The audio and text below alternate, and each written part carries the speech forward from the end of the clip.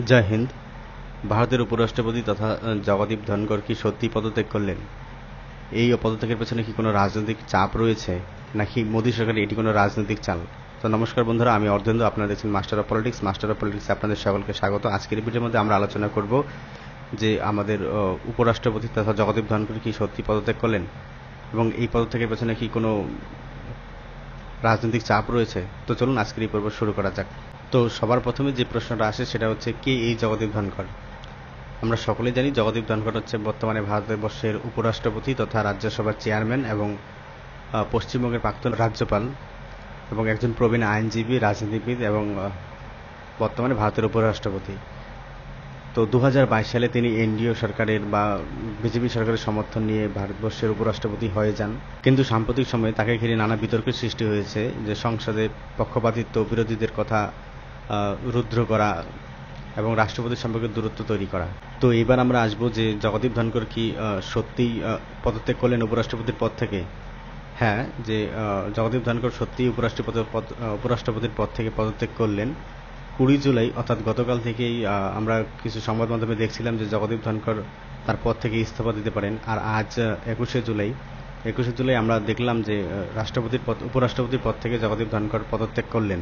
এবার প্রশ্ন হচ্ছে যে তিনি যদি সত্যি পদত্যাগ করে থাকেন তবে তার কারণ কি? তো এর কারণ বিশ্লেষণ করতে গিয়ে আমরা তিনটি মূলত কারণ আপনাদের সামনে তুলে ধরবো। সেটি হচ্ছে, নাম্বার 1, রাজনৈতিক চাপ ও অভ্যন্তরীণ দ্বন্দ্ব। বলা হচ্ছে জগদীপ ধনখড় রাজ্যসভায় কিছু সিদ্ধান্ত সরকারের বিরুদ্ধে অবস্থান নিয়েছে। বিশেষ করে সংসদে কিছু বিতর্কিত বিল তার নিরপেক্ষতা নিয়ে বিজেপির পছন্দ হয়নি। নাম্বার 2, অভ্যন্তরীণভাবে ধনখড়ের কিছু বক্তব্য বা রাষ্ট্রপতির পাশে না থাকার অভিযোগ তার অবস্থানকে দুর্বল করেছে। নাম্বার 3, 2029-এর নির্বাচনের প্রস্তুতি। অনেকেই বলছেন যে জগদীপ ধনখড়কে হয়তো কিছু নির্দিষ্ট রাজ্য বা দলের ভোট ব্যাংকে টার্গেট করে আবার সক্রিয় রাজনীতিতে ফিরিয়ে আনা হচ্ছে। তো এবার আমরা আলোচনা করব যে সত্যি যদি জগদীপ ধনখড় তার পদ থেকে ইস্তফা দিয়ে থাকেন, তাহলে তার পরবর্তী পদক্ষেপ কি হতে পারে।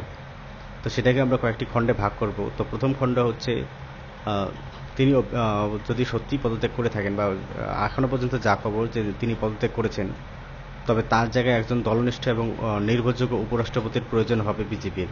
অন্যদিকে বিরোধী দল এই ইস্যুটাকে 2026-এর নির্বাচনে কাজে লাগাতে পারেন, যেখানে 2026 সালে বিভিন্ন রাজ্যের বিধানসভা নির্বাচন রয়েছে। তবে সবচেয়ে বড় প্রশ্নটা যেটা সবার মনেই ঘুরতে চলেছে, সেটা হচ্ছে তাকে কি আবার পশ্চিমবঙ্গের রাজ্যপাল করে ফিরিয়ে আনা হবে। পশ্চিমবঙ্গের বর্তমান রাজ্যপালের বিরুদ্ধে অনেক অভিযোগ রয়েছে বিজেপির অভ্যন্তরীণ। এমনটা হতে পারে যে জগদীপ ধনখড়কে পুনরায় পশ্চিমবঙ্গের রাজ্যপালের হিসেবে নিযুক্ত করা হতে পারে, কারণ 2026 সালে পশ্চিমবঙ্গের নির্বাচন রয়েছে। তবে এবার আমরা আসব সেই আলোচনায়, যেখানে আমরা আলোচনা করব যে ধনখড়ের এই পদক্ষেপ কি মূলত কোনো সাদামাটা কোনো পদক্ষেপ, যেখানে তিনি সাধারণভাবে পদত্যাগ করলেন। আসলে আমরা জানি যে ভারতবর্ষের রাজনীতিতে যা দেখা যায়, বাস্তবে তা হয় না, পদ্মার পিছনে ঠিক উল্টোটাই চলে। তবে আমরা অপেক্ষা করব যে জগদীপ ধনখড়ের পরবর্তী পদক্ষেপ কি হতে পারে। আমরা অপেক্ষা করব যে তাকে পুনরায় পশ্চিমবঙ্গের রাজ্যপাল হিসেবে নিযুক্ত করা হয়, নাকি আরও উচ্চ কোনো পদে তাকে আসীন করা হয়। আমরা সেই বিষয়ে নজর রাখব। যদি আপনারা এরকম কোনো বিশ্লেষণ পেতে পছন্দ করেন, তাহলে কমেন্ট করে জানান আমাদের কমেন্ট বক্সে, এবং সাবস্ক্রাইব করে রাখুন আমাদের মাস্টার অফ পলিটিক্স ইউটিউব চ্যানেলকে। আপনাদের সঙ্গে দেখা হচ্ছে পরবর্তী ভিডিওতে। আজকে এই পর্যন্তই। ততক্ষণ পর্যন্ত আপনাদেরকে জানাই জয় হিন্দ।